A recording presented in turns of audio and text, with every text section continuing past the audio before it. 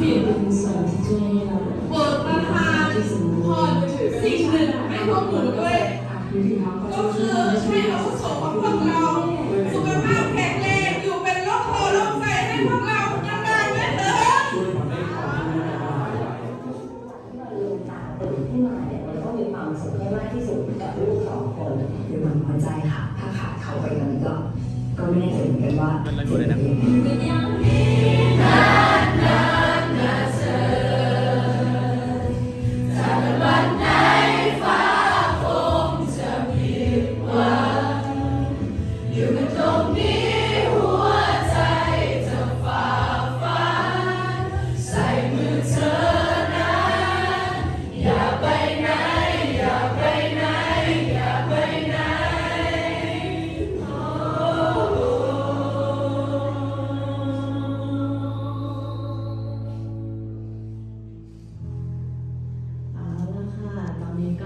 ยังเหลือ